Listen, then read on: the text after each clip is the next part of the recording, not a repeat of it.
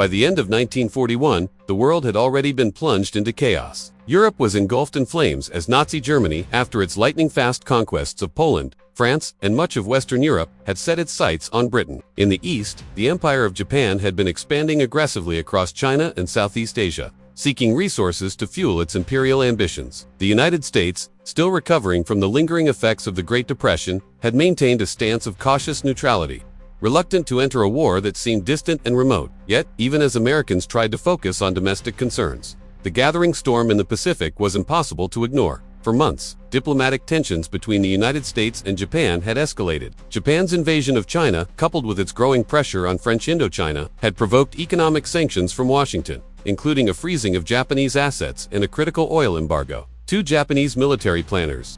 These moves, where intolerable resources were vital for Japan's expansionist agenda, and the sanctions threatened the very survival of its empire. By late 1941, Japan had decided that war with the United States was inevitable and that a preemptive strike would be necessary to cripple American naval power in the Pacific before it could interfere with Japanese conquests. On the morning of December 7, 1941, the Imperial Japanese Navy launched its meticulously planned attack on Pearl Harbor, Hawaii. Just before 8 a.m., waves of Japanese aircraft swept over the naval base, striking with brutal precision. Battleships, cruisers, and destroyers were targeted. Hangars and airfields were obliterated. The surprise attack left 2,403 Americans dead, nearly 1,200 wounded, and 8 battleships damaged, with 4 of them sunk. Entire squadrons of aircraft were destroyed on the ground, and the once mighty Pacific Fleet lay reeling under the weight of the devastation. The attack had been swift, shocking, and decisive, an audacious gamble, designed to keep the United States from mounting any immediate resistance.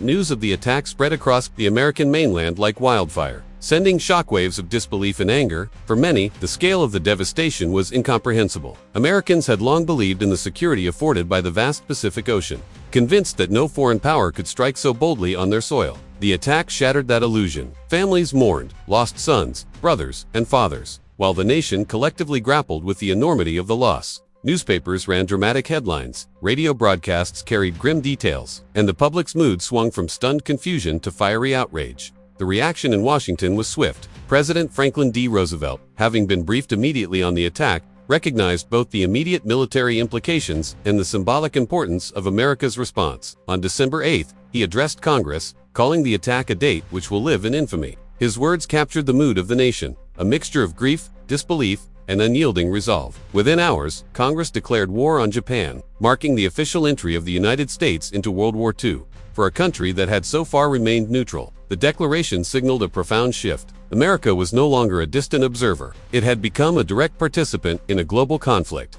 The attack also exposed the unpreparedness of the United States for a war in the Pacific. Although the nation possessed formidable industrial capacity and technological innovation, the immediate military situation was precarious. The Pacific Fleet had been significantly weakened, and Japan now enjoyed temporary naval superiority. Japanese forces had already seized much of Southeast Asia, including territories rich in oil, rubber, and other strategic materials. From the Aleutians to the Philippines, and across the vast reaches of the Pacific Islands, Japanese forces now held the initiative. For American military planners, the challenge was daunting. How could a nation caught off guard, with much of its fleet damaged and air power diminished, respond to an enemy that seemed unstoppable? Yet, amidst the fear and uncertainty, a steely resolve began to emerge. American leaders understood that retaliation would not only be a matter of strategic necessity, but also a psychological imperative. The nation needed to demonstrate that it would not bow to aggression. The attack on Pearl Harbor had ignited a fire of national determination, uniting citizens from coast to coast in a shared purpose. Men and women enlisted in the armed forces in unprecedented numbers. Factories ramped up production, and scientists and engineers worked tirelessly to develop new weapons and technologies. The shock of December 7, 1941, became a catalyst for transformation, forcing America to confront the reality of modern warfare and mobilize with urgency. Strategically, the Pacific had become a vast and perilous theater of war. Japanese forces, emboldened by their initial successes, appeared invincible, holding key territories that provided both defensive depth and access to critical resources. The United States, by contrast, had to navigate the challenges of distance, limited early combat experience in the Pacific, and the urgent need to rebuild its fleet and air power. Intelligence reports highlighted Japanese strengths, but also hinted at potential vulnerabilities, small cracks in the seemingly impenetrable empire that, if exploited, could change the course of the war. The attack on Pearl Harbor was more than a tactical strike. It was a psychological shock that revealed both the vulnerability and potential of the United States. For the first time, the American public recognized that the Pacific Ocean was not a barrier but a battleground. The nation had been forced to confront a harsh reality. Japan had struck boldly and effectively, but America was awake, angry, and determined. The stage was set for a series of daring operations that would test courage, ingenuity, and resilience on both sides. Among these, one mission, conceived as a direct response to Pearl Harbor, would demonstrate that the United States was not only ready to fight but capable of striking deep into the Japanese homeland, a mission that would forever change the perception of American resolve. The shock of Pearl Harbor had barely begun to fade when American military leaders and politicians began to consider how to respond. The attack was not only a strategic disaster, it was a symbolic blow to the nation's pride. Across the country, the question on everyone's mind was the same. How could the United States strike back at Japan, a distant empire seemingly untouchable on its home soil? Military planners recognized that a measured, calculated response was essential, not only to challenge Japanese supremacy, but also to restore the morale of a stunned American public. In Washington, the conversation was urgent and often heated. Admiral Ernest King and General Henry Hop Arnold, two of the nation's senior military leaders, debated the most effective way to hit back. Conventional wisdom suggested focusing on rebuilding the Pacific Fleet and gradually reclaiming territory through island campaigns. Yet many in Roosevelt's inner circle feared that such an approach, though strategically sound, would take months, perhaps even years, before producing a visible blow to Japan. Public patience and national morale could not withstand a prolonged period without visible retaliation. The country demanded action, and action demanded boldness. President Franklin D. Roosevelt understood the psychological dimension of the war as acutely as he understood its military necessities. In meetings with his advisors, he emphasized that America needed to demonstrate to both the Japanese and the American people that it was not a passive target but a nation capable of daring, decisive moves. We need to strike at the heart of Japan, if only to show the people at home and abroad that we have not been paralyzed, Roosevelt reportedly said. He envisioned a symbolic strike, one that would announce to the world that America had awakened it merely as a defensive power, but as an assertive force capable of projecting strength across the vast Pacific. The problem was that the logistical and technical challenges were immense. Japan's home islands were more than 3,000 miles from any safe American airfield. Conventional bombers lacked the range to reach Japan and return safely. Carrier-based aircraft had the potential for such a mission, but at that point, the U.S. Navy's carriers were still limited in number, and their ability to launch long-range bombing raids was untested. Yet necessity is often the mother of invention, and military minds began to conceive of unconventional solutions. One name emerged prominently in these discussions: Lieutenant Colonel James Harold Jimmy Doolittle, an aviator renowned for both his daring and ingenuity. Doolittle was not only a skilled pilot but also a visionary strategist. His experience with long-range navigation, high-speed flight, and experimental aviation made him an ideal candidate to lead a mission that would seem impossible. In early 1942, he was summoned to Washington to consult on potential retaliatory operations. Doolittle's reputation for thinking outside the box became crucial. The proposed plan was radical, requiring bombers to launch from aircraft carriers hundreds of miles from Japan, an idea that many initially considered reckless. If not suicidal, the concept was simple in theory, but extraordinary in execution. B-25 Mitchell medium bombers, normally land-based and unable to take off from a carrier deck, would need to be modified for a short, rapid launch. Each plane would carry a limited bomb load, just enough to demonstrate a strike capability on Japan itself. Pilots would have to navigate across open ocean, land in hostile or neutral territory, and survive without the support of an aircraft carrier nearby. It was audacious, far beyond the conventional thinking of the day, but therein lay its potential brilliance. It could achieve what no other plan could reach: the Japanese homeland, and deliver a symbolic, morale-boosting blow. As Doolittle began sketching out the logistics, Roosevelt and his advisors realized that the mission had value beyond mere military calculation. Even if the physical damage inflicted on Japan was minimal, the psychological effect could be immense. For the American public, battered by the shock of Pearl Harbor, the raid would be proof that the United States could strike back, that its military was not impotent. For the Japanese, it would shatter the illusion of invulnerability, forcing them to acknowledge that their homeland was vulnerable to American air power. It was, in Roosevelt's words, a necessary act to wake the Japanese and reassure the American people that the fight has only just begun. Planning for the operation required unprecedented secrecy. Details were restricted to the highest echelons of military leadership. The raid would not be publicly acknowledged until after its execution, both to protect the crews and to maximize its psychological impact. Doolittle personally oversaw the selection of volunteers, handpicking men known for courage, skill, and adaptability. The chosen air crews were briefed on the mission's risks, they would face long overwater flights with no room for error, potentially land in enemy territory, and operate far beyond the support of conventional military infrastructure. Few volunteered without understanding that the mission might well be a one-way journey.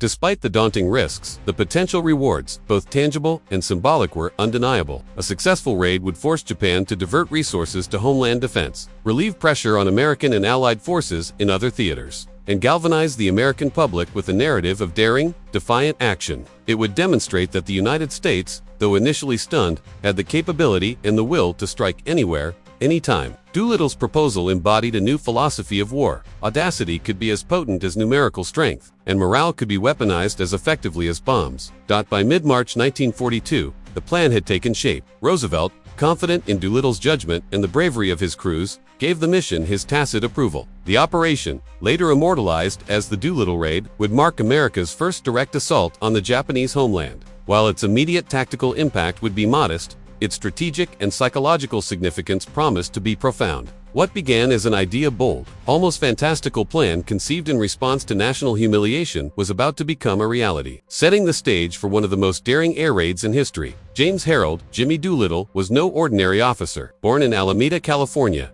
in 1896, he displayed an early fascination with machines and flight. From a young age, Doolittle showed a rare combination of technical curiosity, daring, and intellect. His path to aviation was marked by both academic achievement and hands-on experimentation. He earned a degree in aeronautical engineering from the University of California, Berkeley, and later pursued graduate studies at the Massachusetts Institute of Technology. Yet it was not only his knowledge that set him apart, it was his willingness to push boundaries, to test the limits of human skill and machinery. Doolittle's career in aviation was distinguished from the start. He learned to fly while still in college and quickly gained a reputation as a fearless pilot with an extraordinary capacity for precision and innovation. During World War I, he served as a flight instructor and developed techniques for instrument flying skill that would later prove critical for navigating long-range missions under adverse conditions. In the interwar years, Doolittle continued to push aviation forward. He performed pioneering high-speed and long-distance flights, set records for transcontinental travel, and even conducted early experiments in blind flying, relying solely on instruments rather than visual cues. These accomplishments earned him the Medal of Honor and a reputation as one of the United States' foremost aviators. By late 1941, Doolittle was a lieutenant colonel in the United States Army Air Forces, respected not only for his technical expertise but also for his leadership and calm under pressure. When military planners were considering options for a direct strike against Japan, Doolittle's name naturally emerged. The mission they envisioned required unprecedented audacity. Medium-range B-25 bombers would need to launch from the deck of an aircraft carrier, fly more than 600 miles over open ocean, strike targets on the Japanese mainland, and then attempt to land in China or other friendly territory. No one had ever attempted such a feat.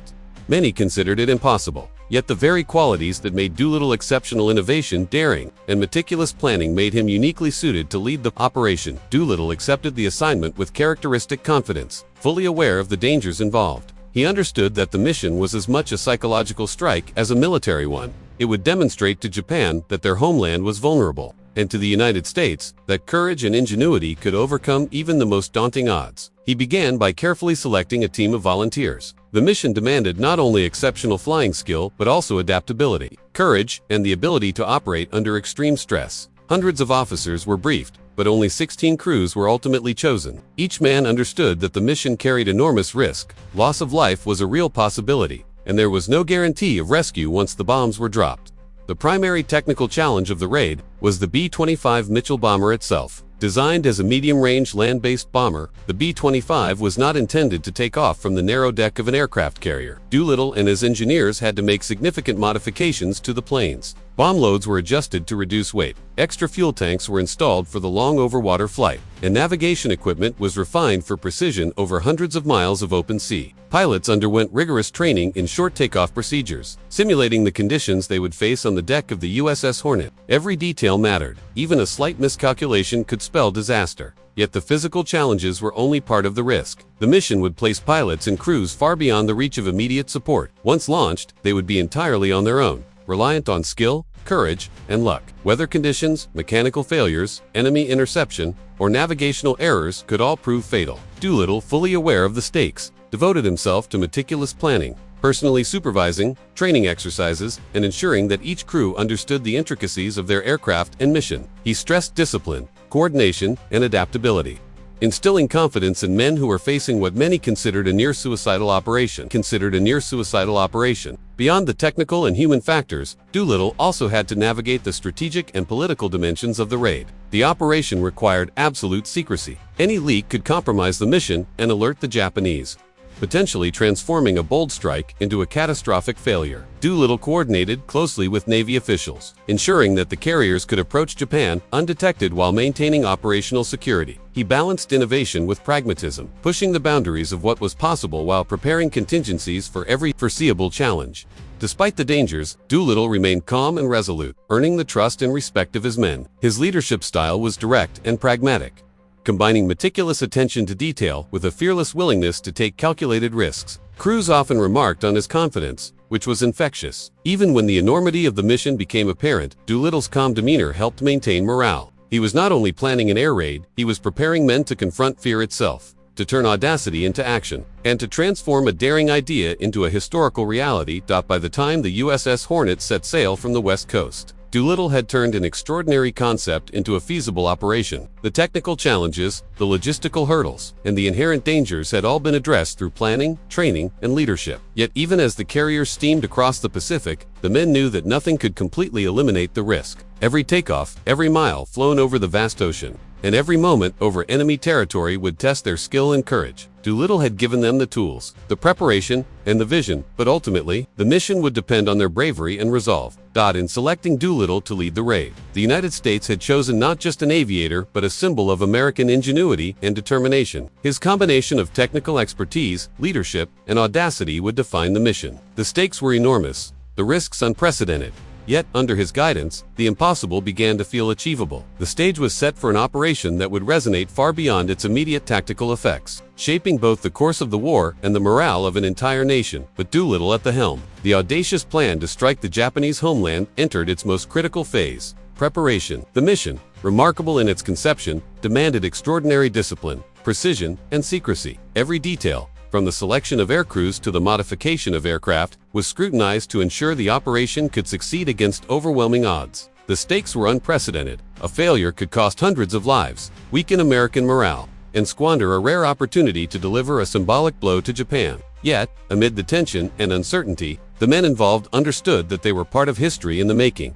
The first and most crucial task was assembling the right crews. Each B-25 bomber required a team of 6, a pilot, co-pilot, navigator, bombardier, radio operator, and gunner. Doolittle and his staff meticulously reviewed candidates, looking for not only technical skill but also courage, adaptability, and composure under stress. Hundreds of volunteers were interviewed, and only the most exceptional men were chosen. The airmen were briefed on the mission's risks in stark terms. There was no guarantee of return, no immediate support once they crossed the vast expanse of the Pacific, and landing in enemy territory could mean capture or death. Despite these warnings, all 16 crews volunteered without hesitation, inspired by a sense of duty and a desire to avenge the devastation of Pearl Harbor.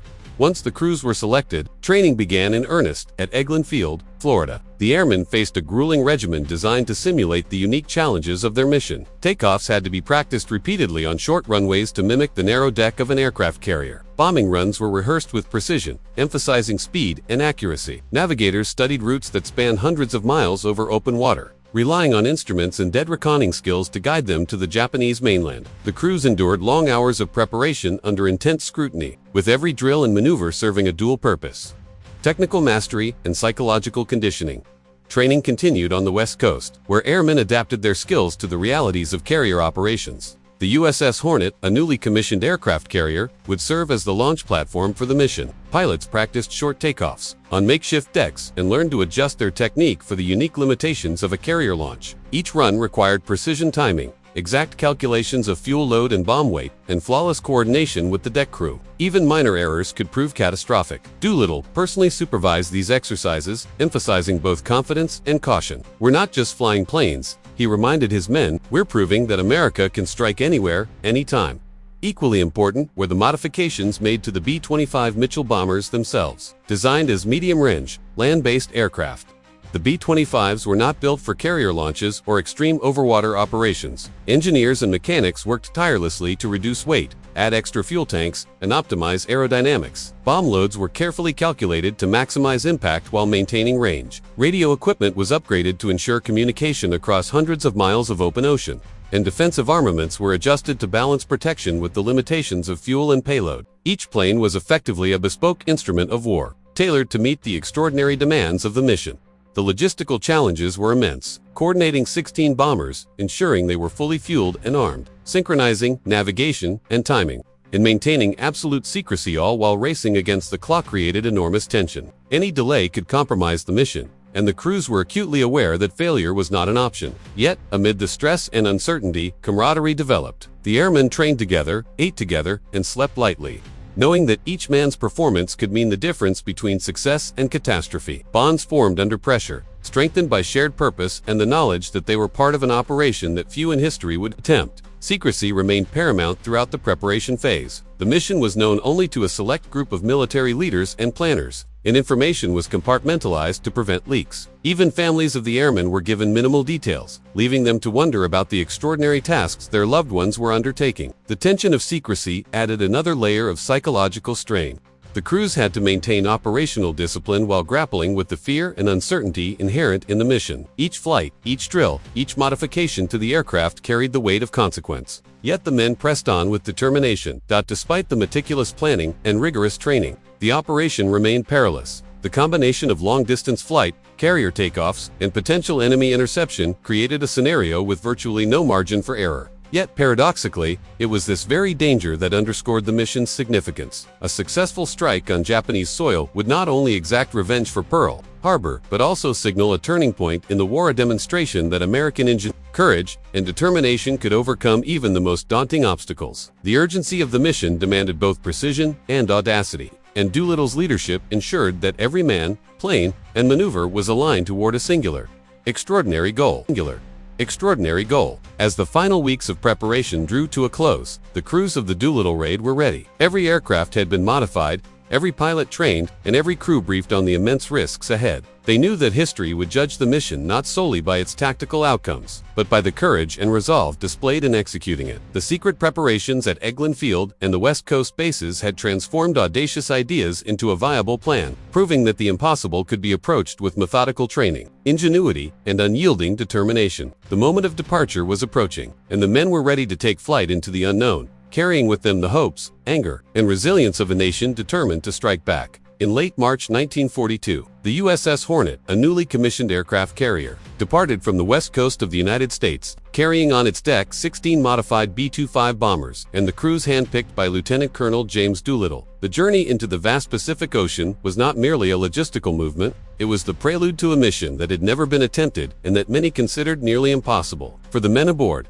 every mile brought them closer to the Japanese homeland and deeper into a dangerous, uncharted realm of uncertainty. The Hornet sailed with caution. Japanese forces, though engaged elsewhere in the Pacific, had proved unpredictable and deadly. Any early detection of the carrier could have doomed the mission, turning a daring strike into a catastrophic failure. To minimize this risk, the task force maintained strict radio silence and adopted erratic courses designed to confound enemy reconnaissance. The Hornet and its escort ships moved as if in shadow, invisible to most of the world, yet fully aware that a single misstep could compromise the operation. Every officer and sailor understood that stealth was as vital as firepower. The airmen stationed on the carrier's deck and in nearby quarters faced a unique tension. Months of preparation, rigorous training, and careful planning now boiled down to the coming hours. They had mastered short takeoffs, bombing accuracy, and navigation over long distances, but the reality of launching from a carrier into the unknown brought a psychological pressure unlike any they had faced. For many, fear and excitement coexisted in a precarious balance.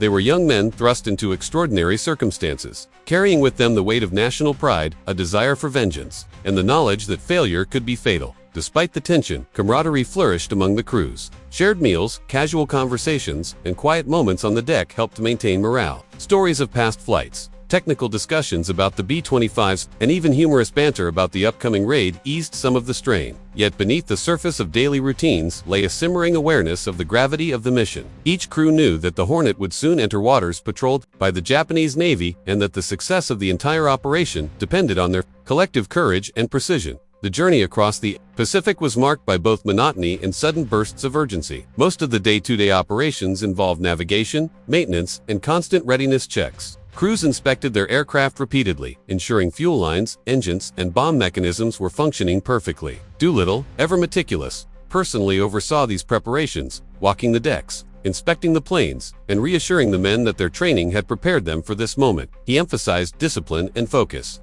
reminding everyone that fear could be a tool if harnessed correctly, but recklessness would be fatal. As the Hornet approached the edge of Japanese-controlled waters, the tension among the crews became palpable. The Pacific stretched endlessly in every direction, a vast expanse where enemy patrols could appear without warning. Weather forecasts were monitored with anxious attention. Storms or heavy seas could make takeoff impossible, while clear skies increased the risk of early detection. The crews spent hours poring over maps and charts, discussing navigation routes, emergency landing sites in China, and contingencies for mechanical failure. Even trivial details such as the angle of takeoff on the carrier deck or the precise weight distribution and the bombers were subjects of intense scrutiny. Doolittle's leadership was crucial in maintaining composure. He addressed the crews in small, private briefings, reinforcing confidence while acknowledging the dangers. "We have trained for this moment," he said. "Each of you knows your aircraft, your mission, and your role. Trust yourselves, trust each other, and we will make history." His calm presence had a stabilizing effect. For the airmen, who had faced months of rigorous training and meticulous preparation, these final words from their commander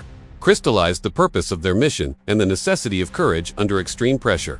Meanwhile, the crew of the Hornet faced its own challenges. Operating a carrier in enemy-patrolled waters required vigilance, coordination, and constant readiness. Lookouts scanned the horizon for signs of Japanese ships or aircraft. Radar operators, though primitive by modern standards, monitored signals for potential threats. Engineers maintained engines running at peak efficiency, and deck crews ensured that planes were secured and ready for the unprecedented launch. The carrier itself became a microcosm of tension, a floating city united by the knowledge that every move could determine the fate of the raid and its participants.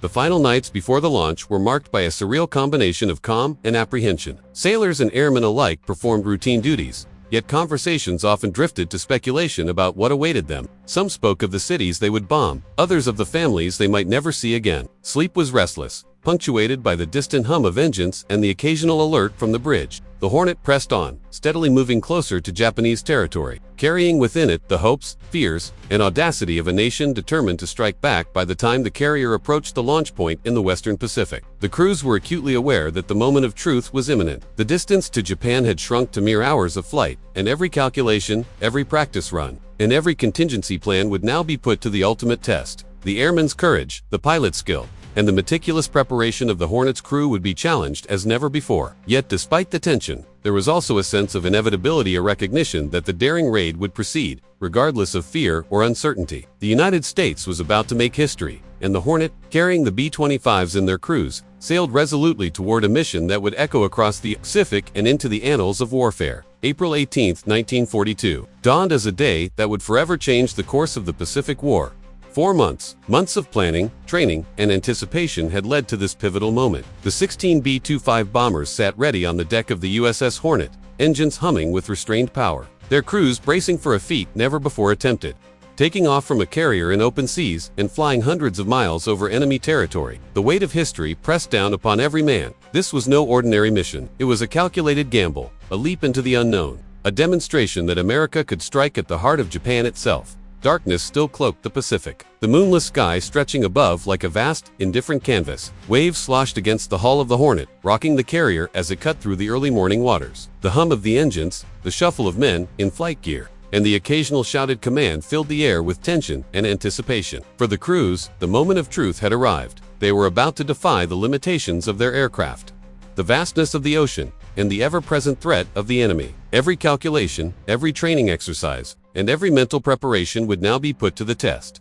In the harshest of realities, the first plane lined up at the bow of the Hornet, its propellers slicing through the darkness. Lieutenant Colonel Doolittle, but focused, gave final instructions and a nod of reassurance to the pilot and crew. Takeoff from a carrier was already a challenge in daylight, but in the dark, with waves rolling beneath them and engines screaming, the danger multiplied exponentially. There was no margin for error. Too slow, and the plane could stall into the ocean. Too fast, and control could be lost on the narrow deck. Each pilot, co-pilot, and crew member felt the mixture of fear and exhilaration that accompanies a brush with the impossible. As the first B-25 accelerated, the deck seemed impossibly short. Sailors and airmen held their breath. The bomber lifted, its wheels leaving the steel deck just as the nose began to rise, the ocean crashing below. A collective cheer erupted, quickly replaced by tense silence as the remaining aircraft prepared for their turn. One by one, the bombers roared into the sky, each takeoff a ballet of precision, timing, and courage. The pilots had rehearsed these maneuvers countless times, yet the reality of launching from a carrier in open sea, under the cover of darkness, created a fear that no training could entirely eliminate. The physical strain on the crews was immense. Engines at full throttle, vibrations coursing through the fuselage, and the constant roar of wind and machinery assaulted the senses. Bombers were loaded with fuel and ordnance, pushing the limits of weight and balance. Any mechanical failure could mean disaster. Pilots wrestled with controls, co-pilots monitored instruments, navigators calculated precise headings, and gunners stood ready to respond to any unexpected threat. Every man's focus was absolute. Mistakes were deadly. Hesitation could be fatal. Yet the crews pressed on, driven by determination, patriotism, and the urgency of the mission. Fear was a constant companion. Each crew knew that once they left the carrier, they were on their own. There would be no turning back, no chance to return to safety if a problem arose. The vast expanse of the Pacific below was both awe-inspiring and terrifying. Darkness amplified the uncertainty, obscuring the horizon and making distance and altitude difficult to judge. Pilots relied on their training, instincts, and instruments, but each moment required complete concentration. The margin for error was razor-thin. Even a small miscalculation could send a plane plunging into the ocean or off course over enemy territory. Amid the tension, Doolittle's leadership provided a steadying force. From the deck, he supervised the launch sequence, observing each plane's ascent and ensuring the crews maintained both speed and formation. His calm demeanor and meticulous preparation instilled confidence. Even as fear surged through the airmen, his presence reminded them that their months of training, the engineering modifications to the aircraft, and their own skills were sufficient to carry them through the most dangerous phase of the mission. As the last bombers left the carrier, the Hornet returned to the endless expanse of the Pacific, now carrying the weight of secrecy and the knowledge that the raid had officially begun. The crews, having survived the harrowing takeoffs, now faced the long flight to Japan, hundreds of miles over water with limited fuel and no support. The initial terror of the carrier launch gave way to a new set of challenges: navigation, maintaining formation, monitoring mechanical systems, and preparing mentally for the bombing run itself. Each man understood that the most dangerous hours were still ahead. Yet in the midst of fear and uncertainty, there was also exhilaration. The audacity of their mission, the historic nature of the moment, and the sense of purpose united the crews in a rare camaraderie. The Pacific stretched endlessly beneath them, but above it rose the promise of achievement and the symbolic impact of striking directly at Japan. The mission was as much about demonstrating American resolve as it was about destroying targets. Each turn of the propeller, each controlled ascent, and each mile flown reinforced the courage and ingenuity that had brought them to this moment. By the time the bombers reached cruising altitude, the initial adrenaline had transformed into disciplined focus. The men were airborne, over enemy waters, and fully committed to the mission. The darkness of the early morning receded slightly, revealing the vast, open ocean below and the distant outline of land far ahead. For the first time, the Doolittle raid was no longer just a plan on paper, it was reality. The impossible had been achieved, and the crews now faced the next phase of the operation, finding their targets and delivering a message to Japan that it was not untouchable, that America had begun to fight back. The takeoff into darkness had tested every skill, every nerve, and every ounce of courage in the men. It was a moment of fear and triumph intertwined, a leap into the unknown that would echo through history. In the quiet moments after liftoff, as the Pacific stretched beneath them and Japan loomed on the horizon, the crews understood that they had survived a first and, perhaps the most perilous, challenge of their extraordinary mission. The first rays of dawn, on April 18, 1942, revealed a world about to witness an unprecedented moment in the Pacific War. Across the vast waters of the Pacific, 16 B-25 bombers of the Doolittle raid approached the Japanese mainland, each aircraft carrying the hopes of a nation still reeling from Pearl Harbor. For the airmen aboard, the months of preparation, the tense departure from the USS Hornet, and the perilous flight over hundreds of miles of open ocean had all led to this singular moment.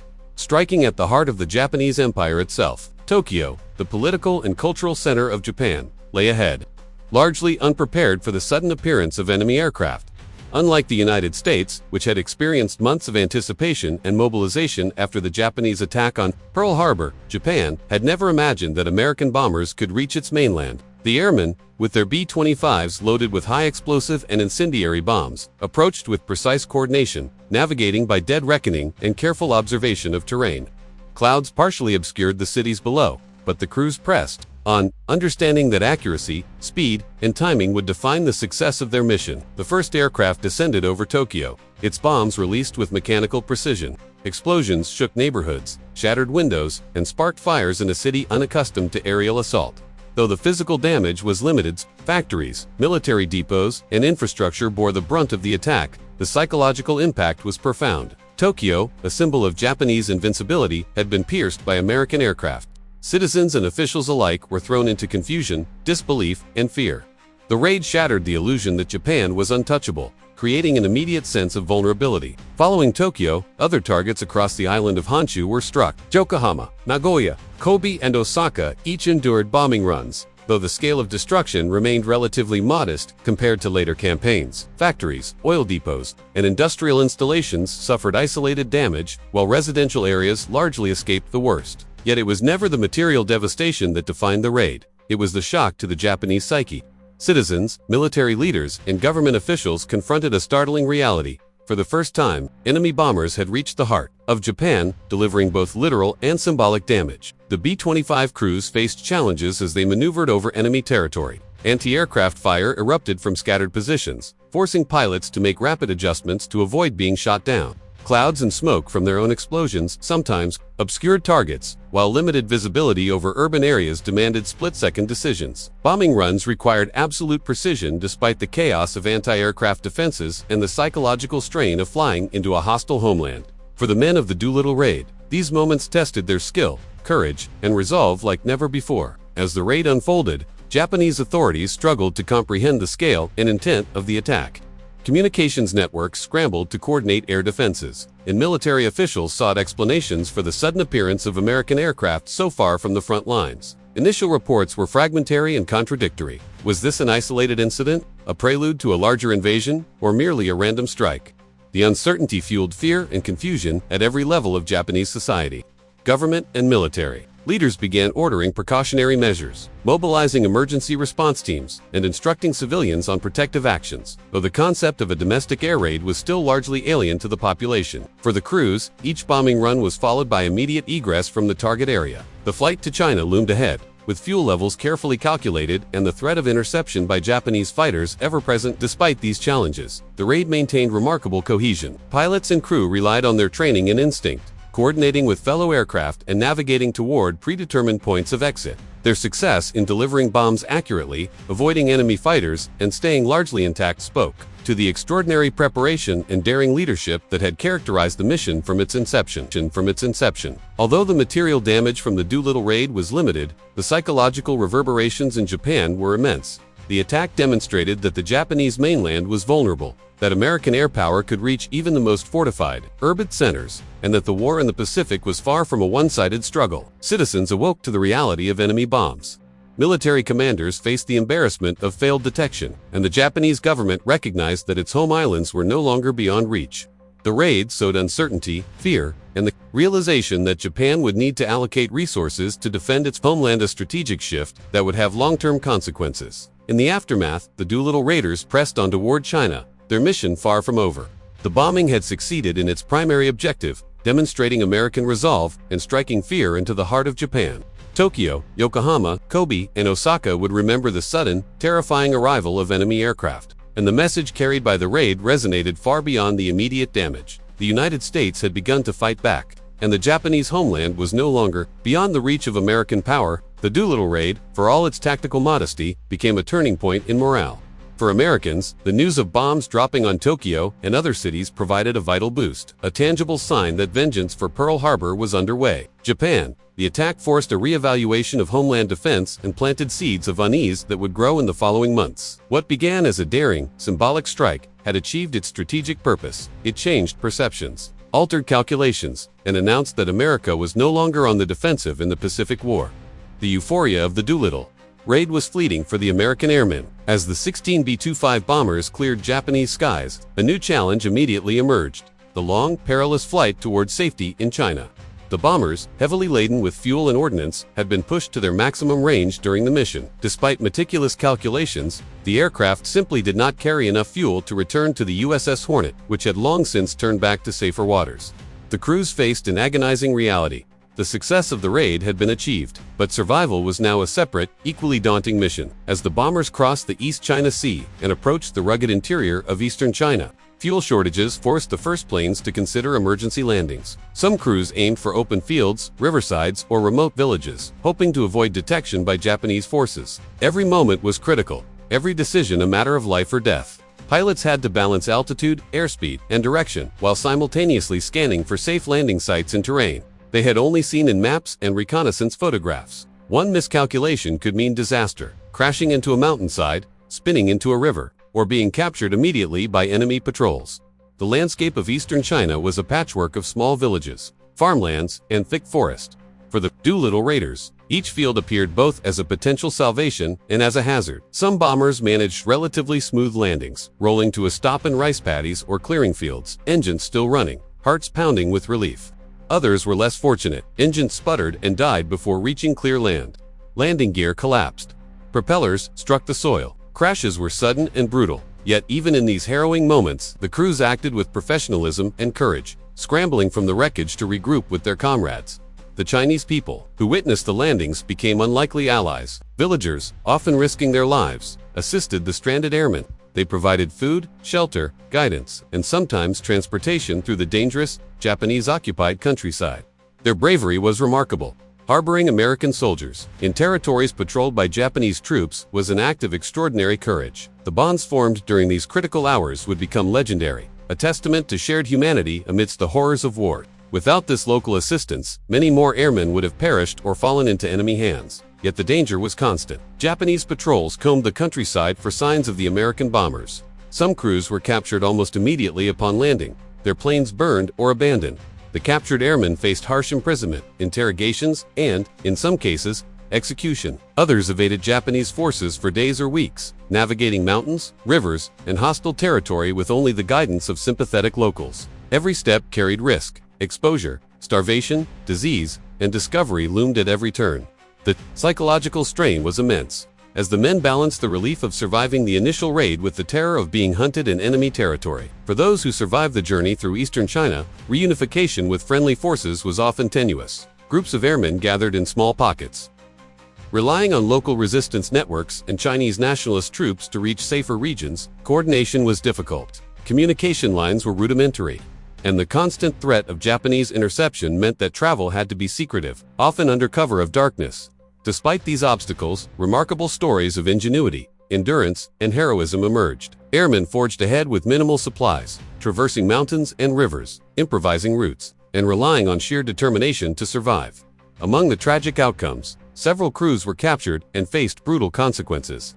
The Japanese military, angered by the audacity of the raid and determined to set an example, executed some prisoners and subjected others to harsh imprisonment. These losses underscored the peril of the mission. While the raid itself had succeeded tactically and psychologically, it came at a human cost that was deeply felt by the surviving crews and by Doolittle himself.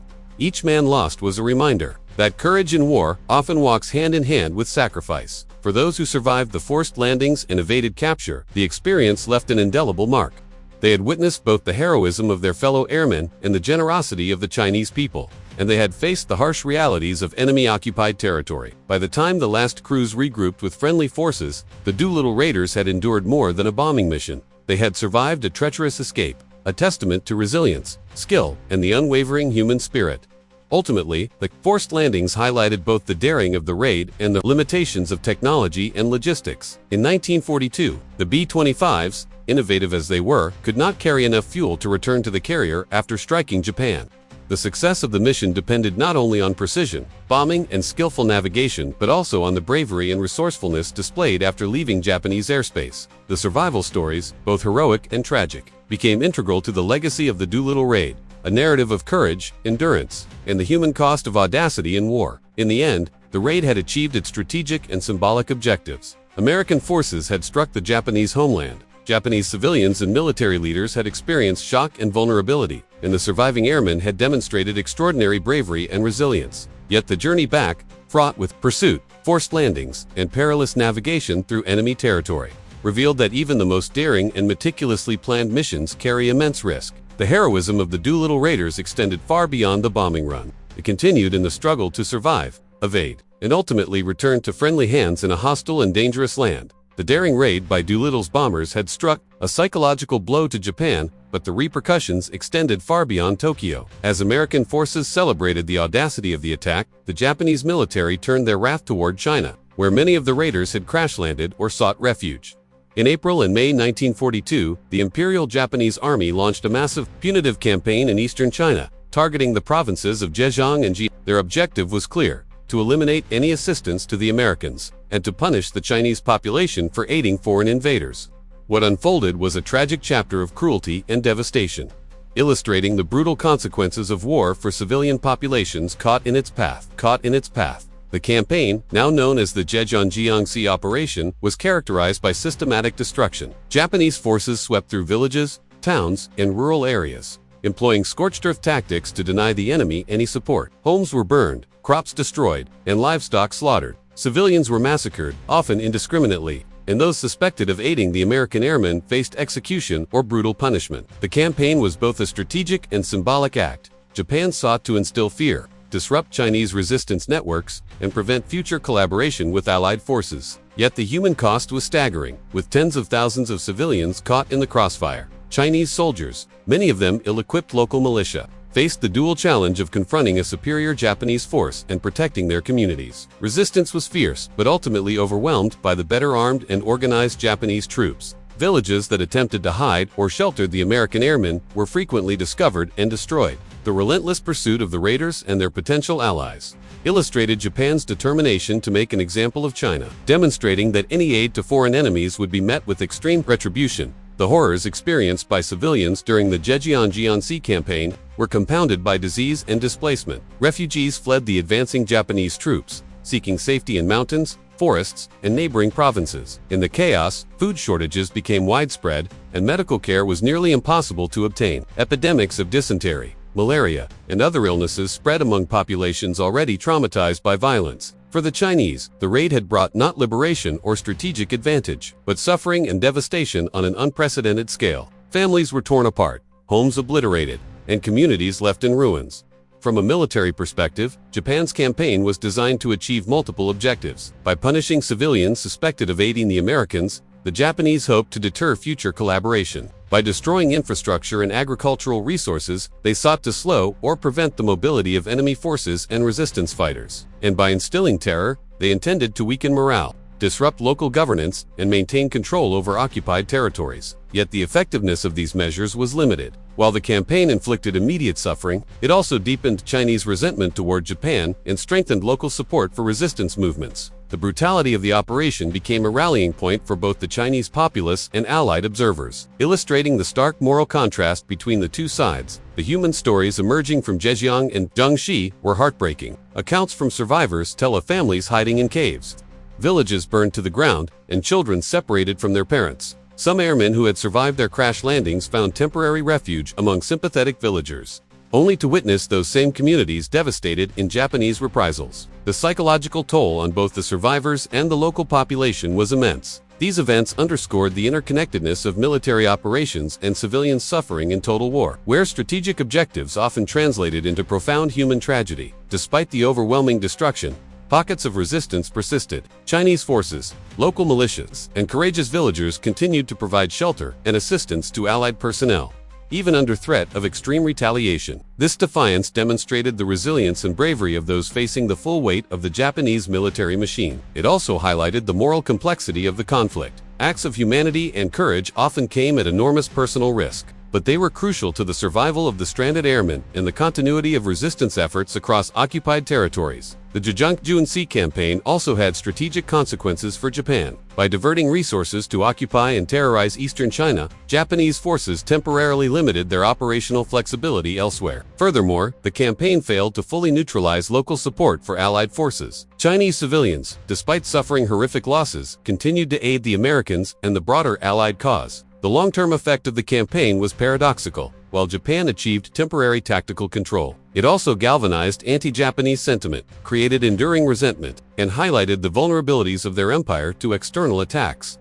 In retrospect, the Doolittle raid and the subsequent Zhejiang Sea campaign illustrate the complex interplay between daring military operations and their consequences on civilian populations. The raid itself was a symbolic victory for the United States, demonstrating the reach and audacity of American air power. But for the Chinese people, the aftermath was a period of immense suffering, a stark reminder that even strategic successes in war often carry severe human costs. The courage of the airmen, the heroism of local villagers, and the resilience of the Chinese populace became intertwined in a story of bravery, tragedy, and the harsh realities of war in the Pacific. The retribution in Anyang and Jiangxi left scars that would endure long after the guns fell silent. It was a grim testament to the consequences of challenging an imperial power, a chapter of suffering driven by vengeance, and a reminder of the human cost embedded within every strategic calculation. The bravery of those who aided the Doolittle raiders, often at great personal risk, remains a powerful a testament to courage in the face of overwhelming adversity. In the weeks following the Doolittle raid, the full significance of the mission began to resonate far beyond the immediate destruction of Tokyo and other cities on Han. While the physical damage inflicted was limited,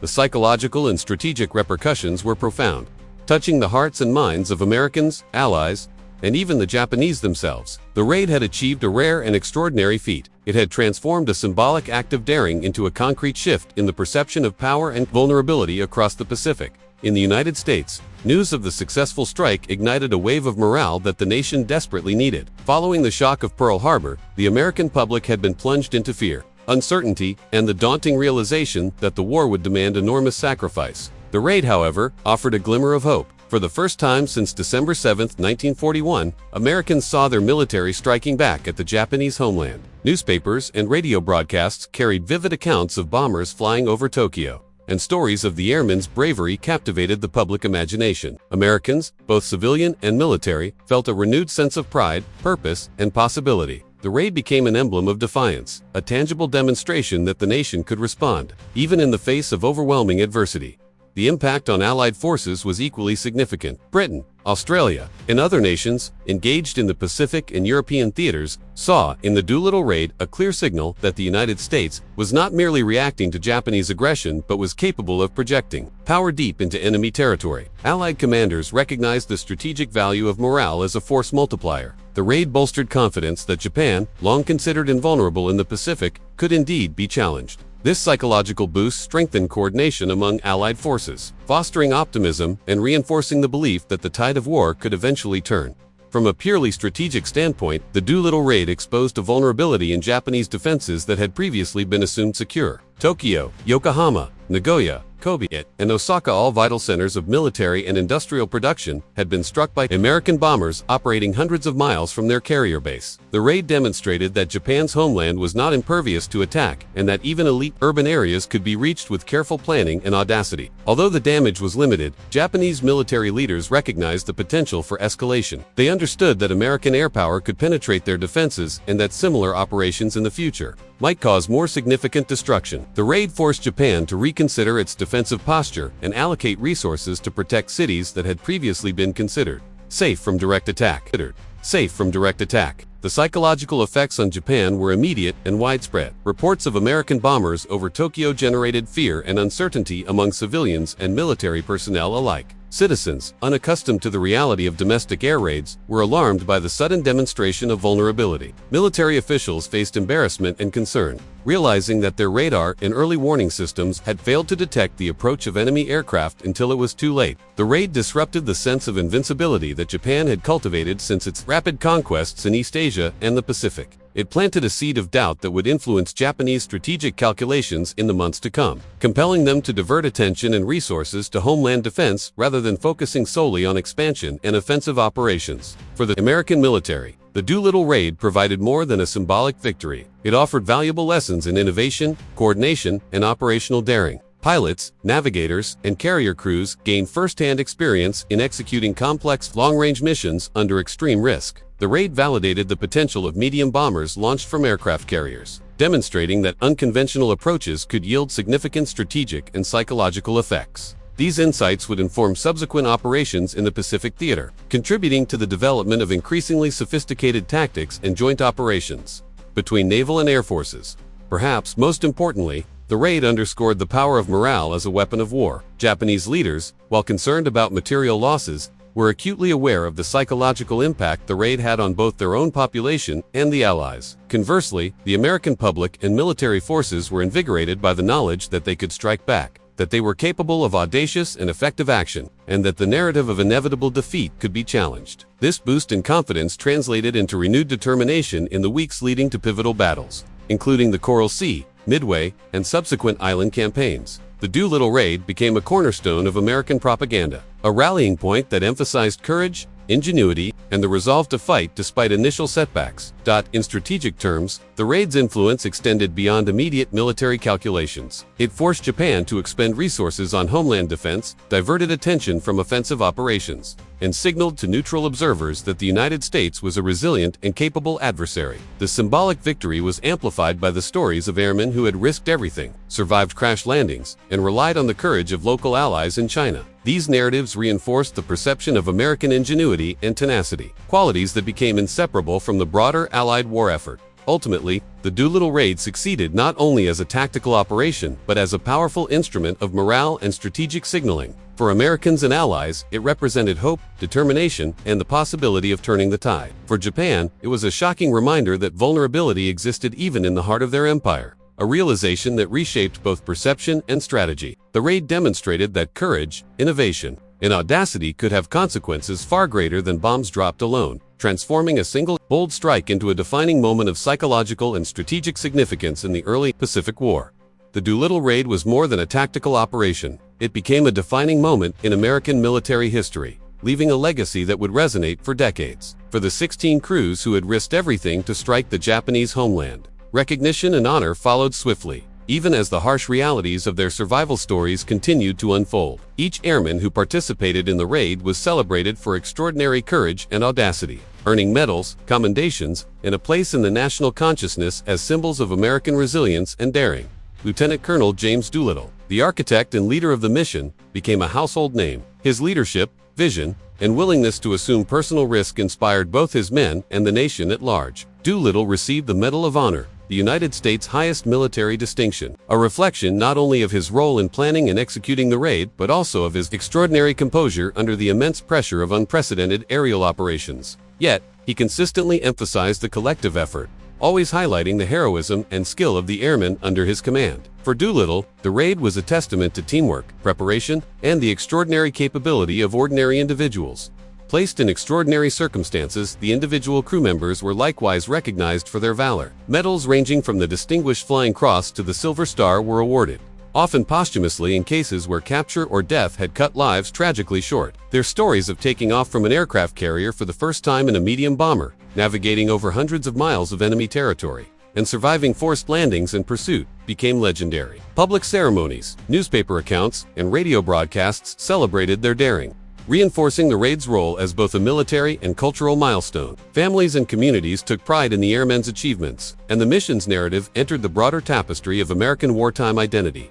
Beyond individual recognition, the raid had profound strategic implications for the United States military. The successful launch of medium bombers from an aircraft carrier demonstrated the potential of flexible, long-range air power in the Pacific. Prior to the raid, the prevailing assumption had been that Japan's home islands were largely inaccessible to American aircraft. The Doolittle raid shattered this perception, proving that innovation, meticulous planning, and audacity could overcome technological and logistical limitations. This realization influenced future American strategy, shaping the development of long-range bombing campaigns and carrier-based operations that would dominate the Pacific theater. Lessons learned from the mission about fuel management, navigation, coordination, and the integration of naval and air forces became critical for subsequent campaigns, including the island-hopping strategy that would eventually bring Allied forces closer to Japan. Equally significant was the psychological and symbolic legacy of the raid. The mission provided an enduring inspiration, demonstrating that bold, well-executed actions could alter perceptions and morale even in the early, challenging days of the Pacific War. For Americans and Allied forces, the Doolittle raid exemplified courage in the face of adversity, instilling confidence that Japan, despite its rapid conquests, could be challenged. The airmen's audacity set a standard for subsequent operations, encouraging planners and pilots to embrace unconventional approaches that leveraged innovation, surprise, and determination. The raid became a model for daring, high-risk operations in which the symbolic and psychological impact could be as important as physical damage inflicted. The raid's influence extended to Japanese strategy as well. Following Doolittle's strike, Japan redirected resources to strengthen homeland defenses, overhauled air raid warning systems, and reconsidered offensive deployments in the Pacific. In effect, the mission forced the Japanese to react to American initiative rather than acting solely on their own terms. While this did not immediately alter the broader course of the war, it demonstrated the strategic utility of operations designed to disrupt the enemy's planning and morale. The psychological reverberations of the raid both within Japan and among Allied forces, the notion that warfare was as much about perception and initiative as it was about brute force. Over the ensuing years, the Doolittle raid inspired countless military officers and aviators. Its lessons were taught in war colleges, its tactics studied in operational planning, and its narrative invoked in moments requiring daring leadership. The raid's combination of meticulous preparation, innovative thinking, and personal courage became a touchstone for military doctrine, emphasizing that audacity, when grounded in skill and discipline, could achieve extraordinary results. Veterans of the raid were called upon to advise and mentor new generations, passing on insights that would influence strategic decisions across the Pacific and beyond. Even in peacetime, the Doolittle raid retained its symbolic significance. Monuments, commemorations, and memorials honored both the mission and those who had risked their lives, ensuring that the raid's legacy endured in public memory. The story of the airmen, their daring mission, and the consequences they faced became emblematic of broader themes: the resilience of the human spirit, the importance of ingenuity under pressure, and the enduring impact of courage in shaping history. It was a legacy that transcended the immediate tactical outcomes, embedding itself in the moral and strategic imagination of generations to come. Ultimately, the Doolittle raid exemplified the interplay between courage, strategy, and symbolism in modern warfare. It was a mission that combined daring, technical innovation, and meticulous planning to achieve results far beyond its immediate objectives. The recognition and awards bestowed upon the airmen were fitting, but the greater legacy lay in the enduring lessons they imparted: that audacity could shift perceptions, that morale was a critical component of war, and that bold action, even in the face of enormous risk, could inspire a nation and alter the course of conflict. The Doolittle Raiders' story, celebrated and remembered for decades, remains a testament to what can be achieved when vision, skill, and courage converge in pursuit of a seemingly impossible mission. The Doolittle raid was not merely a story of planes and targets. It was a story of human courage, resilience, and the indomitable spirit of the airmen who carried out a mission that many had deemed impossible. Each of the 16 B-25 crews faced extraordinary risks, not only from enemy defenses but also from the vast expanse of the Pacific Ocean and the uncertainty of landing in hostile territory. Their journey, from the moment of takeoff to the harrowing aftermath, became a testament to personal bravery and sacrifice under the most extreme conditions. Lieutenant Colonel James Doolittle himself led by example, inspiring his crews with calm decisiveness and unwavering confidence. For the pilots, the flight over Japan presented dangers they had never experienced. The B-25 bombers were launched from an aircraft carrier, a feat for which they were not originally designed. Every takeoff carried the risk of crashing into the ocean, and every mile over enemy territory heightened the threat of interception. Despite these dangers, the airmen pressed forward, focused on their mission with a singular sense of purpose. Their courage was evident not only in the execution of the raid, but also in their determination to survive against overwhelming odds. The landing phase was equally perilous. Fuel shortages forced many crews to make crash landings or bail out over Japanese-occupied China. Some airmen survived by navigating treacherous mountains, dense forests, and unfamiliar terrain, often with injuries sustained during forced descents. Among these, the story of Lieutenant Ted White stands out. After his aircraft ran out of fuel, he parachuted into the hills of China and was aided by local villagers who risked their lives to hide him from Japanese patrols. White and many others owe their survival to the courage and humanity of Chinese civilians, who provided food, shelter, and guidance through dangerous terrain. Tragically, not all crews survived unscathed. 8 raiders were captured by Japanese forces. Their treatment was brutal. Interrogation, imprisonment, and, in some cases, execution awaited them. Lieutenant Robert Hite and his crew faced days of uncertainty before being captured. Enduring extreme physical and psychological stress, the Japanese viewed them as symbols of the vulnerability of their homeland, and in retaliation for the raid, they subjected these men to harsh treatment designed to deter further attacks. Despite this, the airmen demonstrated remarkable fortitude, maintaining morale and resilience even under extreme duress. Their courage in captivity became part of the enduring legend of the Doolittle raid. Equally heroic were the Chinese civilians, who risked their lives to assist the airmen. Villages in Zhejiang and Jiangxi became temporary sanctuaries. Despite the grave danger posed by Japanese patrols and reprisal campaigns, ordinary farmers and townspeople displayed extraordinary bravery, offering shelter and sustenance to men they had never met and whose presence could mean death for the entire community. In many cases, entire families hid airmen in their homes or guided them through perilous terrain toward safety. Their selfless actions not only saved lives but also forged bonds of loyalty and gratitude that transcended language and culture. The collaboration between the American airmen and Chinese civilians highlighted the human dimension of warfare, where courage and empathy could defy even the harshest circumstances. One particularly striking tale is that of Lieutenant Richard Cole, Doolittle's co-pilot, who remained at Doolittle's side throughout the mission and the subsequent forced landing in China. Cole and his fellow airmen faced exhaustion, injuries, and constant threat of capture. They relied on each other and on the guidance of local allies to evade Japanese forces. Moving stealthily from village to village until they reached safety, their survival was a combination of skill, perseverance, and the courage of those who aided them. The bonds formed during these experiences created lifelong friendships and a shared sense of accomplishment that endured long after the war. Heroism was not limited to the airmen alone. Ground crews, navigators, and technical personnel also displayed remarkable dedication. The meticulous preparation of aircraft, modification of bombers for extended range, and careful coordination of supplies and fuel were all vital to the success of the raid. Many of these individuals worked in secrecy, often under intense pressure, knowing that failure could cost lives. Their contributions, though less celebrated, were no less heroic, reflecting the collective effort that made the Doolittle raid possible.